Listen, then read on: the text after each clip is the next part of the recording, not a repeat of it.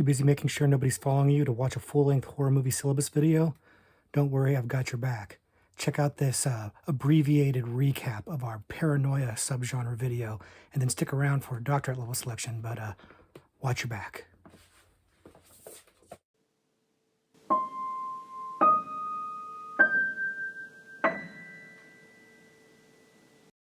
Hello everybody, and welcome back to the Horror Movie Syllabus.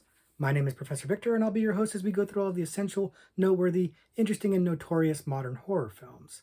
If you're new to the channel, I recommend you check out the introduction video. There's a link to it in the description below. It'll give you a sense of what the horror movie syllabus is about. In short, we look at a particular subgenre of horror, and then we pick 3 movies from that subgenre to explore. But today is our doctorate level series, where I'm going to do a recap of a previous subgenre that we've already looked at, and then add a 4th doctorate level selection, something more of a deep cut to that subgenre. The subgenre we're looking at today is horror movies about paranoia. And in our original video, we discussed how paranoia in horror is somewhat of a ubiquitous theme. You see it a lot. There's a lot of movies that have elements of paranoia in them. So we focused on movies where the paranoia was the main point of the movie, or the main aspect of the movie, a big aspect of the movie. And it was pretty clear from the movies we picked, what we were trying to go for. And I think that theme will still hold true as we go through the recap. So suffice to say, there's a lot of paranoia in horror movies, but these movies are paranoia horror movies. And as many other subgenres can attest to, these movies can be put into other subgenres too, but we put them here because that paranoia element seemed prevalent, prominent, or important to the movie. And as we go through the recap, we'll explain that a little bit more again. But I think you guys will get it pretty easily. So why don't we go ahead and dive into the recap right now? The first paranoia horror movie we talked about was Unsane. And Unsane is a Steven Soderbergh directed film that he shot on an iPhone, kind of an experimental film, or at least at the time, kind of an experimental film, giving it kind of a unique look and really kind of putting you into the movie. And we talked a little bit about how Soderbergh went to great lengths to make the movie feel a little bit like the paranoia that the main character is feeling, played by Claire Foy. So you kind of could see from her perspective how the paranoia was affecting her, and how it can affect your perspective. It had a little bit of the unreliable narrator aspect to it, and really did kind of put you in the shoes of the paranoid person. Did a really good job of portraying paranoia on screen and giving the viewer a chance to identify with the protagonist in the situation that she'd been placed into. Wound up being a really, really surprise good movie that didn't get enough buzz, so we had to shine a light on it here at the Horror Movie Syllabus. The second paranoia horror movie we talked about was Get Out. And we talked about director Jordan Peele's debut feature film, and how the success of it was kind of a cultural impact on society, not just in the horror community, but on movies at large. Like, he really did a great job of delivering a message movie talking about issues of like race and class without being heavy-handed or exclusionary. It was the kind of movie that everybody could access or get into, because it was still really creepy, really funny, really interesting, and really well made. So he did a great job of getting everybody to enjoy the movie as a fun ride, but also delivering the message, or saying what he had to say about society and about race and issues like that. Really, really well done movie that got a lot of critical acclaim, got some Academy considerations, we even won an award, and it was well deserved. And the last paranoia horror movie we talked about was The Thing. And admittedly, The Thing could go in many, many different subgenres. There was a lot of different places I could have put it on the syllabus. And I picked the paranoia subgenre because it's one of my personal favorite aspects of the movie. The paranoia of all the people trapped in this facility, and none of them knowing which one is the thing, and kind of turning on each other and being afraid of each other, is, to me, one of the best things about that movie. Admittedly, the special effects, which hold up rather well, are kind of overshadowing that aspect of the movie. And even I have to admit that they're pretty impressive. And this movie could have gone into gore or alien or so many other subgenres. But I do really love, especially the way the movie ends, that paranoia aspect of it, that really unsettled feeling of not knowing if these people are still your friends or if they're out to get you. It's the perfect example of paranoia, and how paranoia can scare you and set up a scary situation, and I absolutely love it. So that's going to do it for our recap into the paranoia subgenre video. But now I've got a doctorate level selection for you, something a little bit more deep cut or a little bit more lesser known. So let's check that out. Our doctorate level selection for the paranoia subgenre is They Look Like People. They Look Like People came out in 2015 and was kind of a movie that came a little under the radar, at least for me, and was a revelation. I was very surprised when I checked this movie out at just how interesting it was, just how good it was, and I was shocked that I'd never heard about it before. And it really, really did a great job of encapsulating what I think of when I think of a paranoia horror film. If you haven't seen it before, the movie is about two buddies that are both going through a breakup. One of them is really trying to focus on doing a good job at his job, and the other one is kind of drifting aimlessly. And the one that's drifting winds up having a lot of episodes where he's being called and told that the people in his life are actually demons and not really the people he thinks they are. And we're not sure if he is actually getting real messages or if he is having a mental breakdown because he does have a history of mental issues. And of course, as this goes on, things get more and more tense, more and more problematic, and more dangerous. But of course, we'll stop there so as to not spoil it for anybody who hasn't seen it before. But They Look Like People was a ride. It's not exactly like a fast paced or action packed movie or anything like that, but it is gripping. It is a really amazing movie that just kind of grabs hold of you and sucks you in and doesn't let you go. To give you an example of this, my wife got sucked into watching this movie. And, some of you who watch the channel know she does not like horror films, but she got sucked into this one because it just draws you in. It really makes you connect with the characters and gets you involved in kind of a mystery. And I'd say kind of a mystery because I don't think it's an actual mystery because I think you kind of already know what's happening or what's going on. You know that there's paranoia involved, hence the subgenre we're putting it in. But you don't know how it's going to end. And that is something we'll get to in a minute. But first, I want to mention that the director, whose name is Perry Blackshear, has done an amazing job here. And apparently, this is his feature film debut. And he really crushes it. He really knocks it out of the park because the way he's filmed this movie is a little bit jarring, but just a little bit.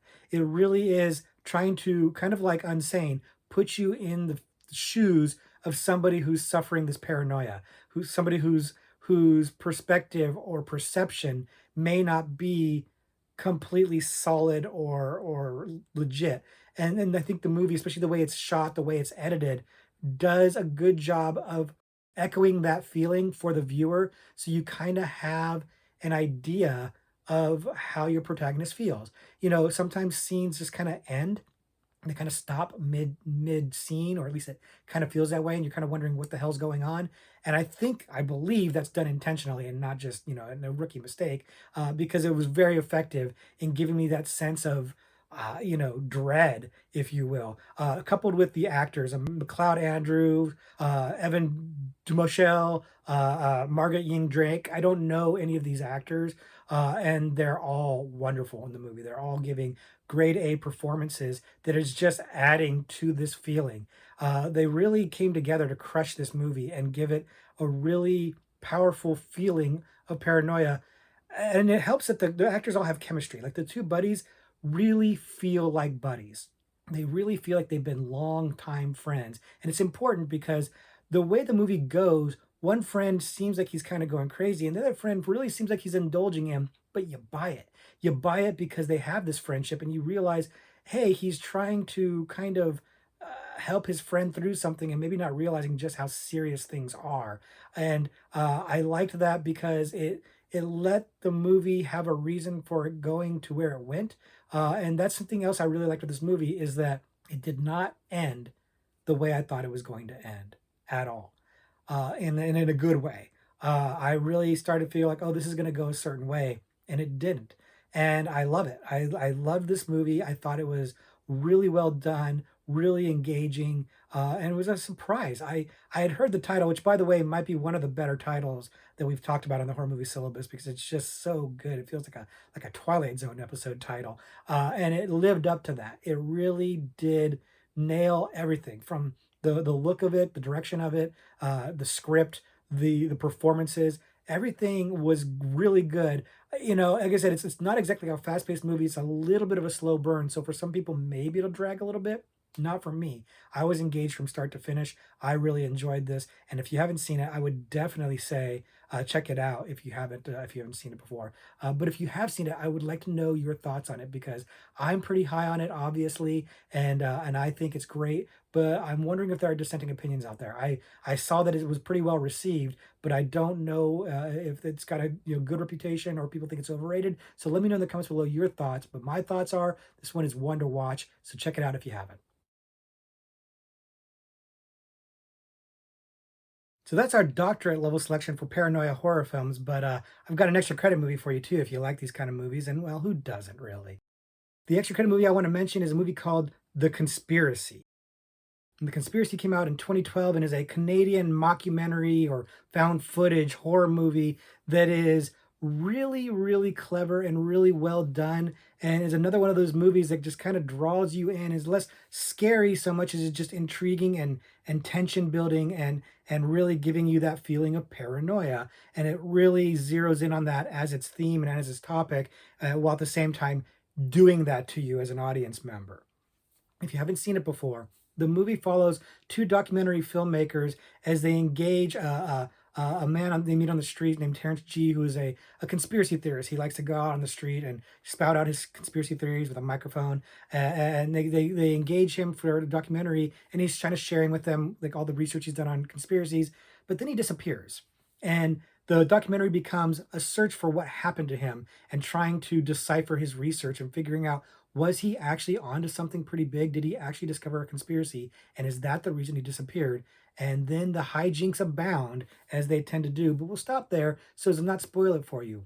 But The Conspiracy is a really clever and fun movie. And I say that because it does a really good job with the mockumentary format. The movie is shot like a documentary, so that explains a lot of the normal found footage issues with camera work, but it also helps in explaining a lot of the conspiracy theory angle stuff or downloading the information to you, which is, expository in nature. It's a lot of exposition, but in a documentary format or a mockumentary format, you can explain that away. It actually makes some sense to explain things to the audience because it's part of the documentary. And it really did a good job of doing that in creating a conspiracy that seemed rather plausible, rather real, not necessarily as real as I believe it existed, but rather it's something that I believe would be a real conspiracy theory to the point where I had to look it up. I had to look it up and see if they were talking about something that already really existed or if they had created it for the movie. And that's good. That's good filmmaking. That's good storytelling to really suck you in and make you feel like maybe I'm watching something that's based on something real is a great mockumentary. The movie has a couple of game actors in James Gilbert and Aaron Poole. Aaron Poole, who we saw recently in The Void, and they're great here because they do a good job of really selling the paranoia, really selling the idea of two guys who were just trying to make a documentary film and got caught up in something bigger than they realized, something that was a little bit more dangerous, a little bit more spooky and scary than they thought it was going to be.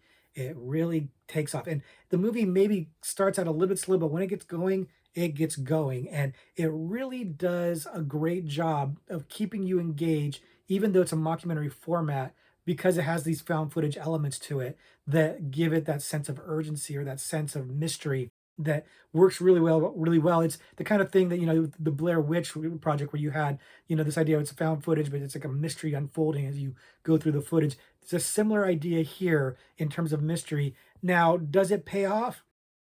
It's gonna be a matter of opinion. The ending is kind of strange and ambiguous.